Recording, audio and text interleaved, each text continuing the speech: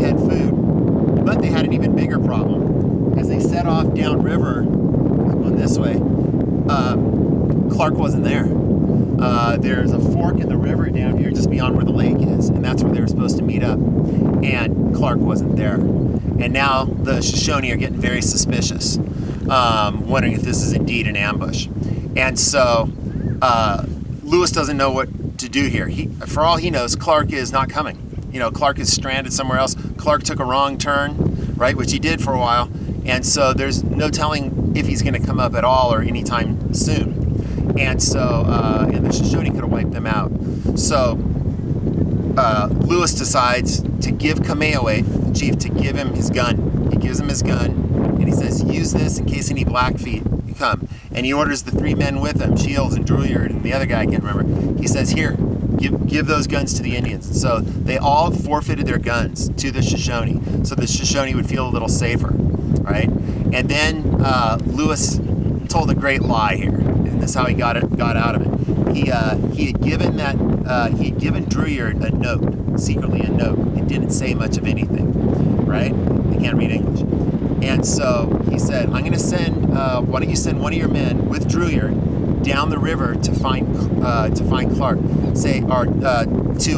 the note. I had left told Clark to leave a note where he is, okay? And so they do. Drouillard takes off. He's got this note in his pocket, and with this Indian guide. And they get down there, and Drouillard takes it out slyly, reads the note that he found, and says, oh, it says that Clark is coming up the river.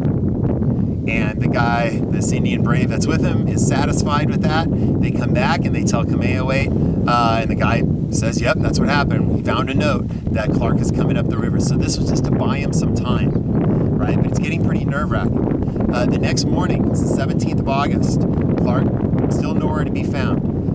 They decide to start heading down the river some more, but the Shoshone are very wary about this. And then one of the Shoshone scouts who had gone down the river further the night before on his own comes riding up and saying that he saw the white men, that Clark and some other people are on their way.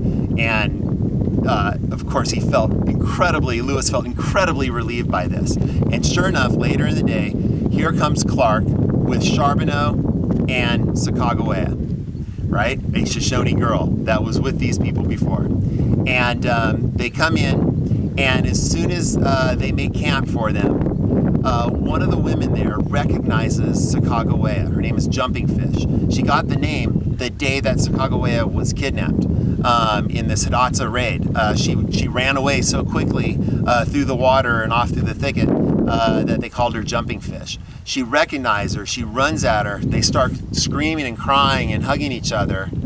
And just really good luck here. All right, that's good for now.